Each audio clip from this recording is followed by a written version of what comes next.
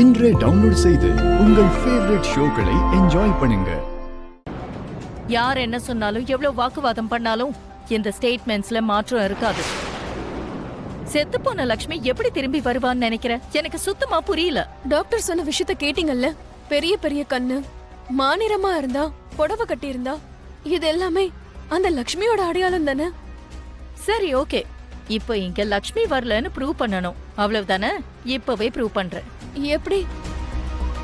அங்க பாரு, சிசிடிவி ஃபுட்டேஜ பார்த்தா இங்க வந்தது யாரு, செத்தது யாருன்னு எல்லாம் தெளிவா தெரியும். வா.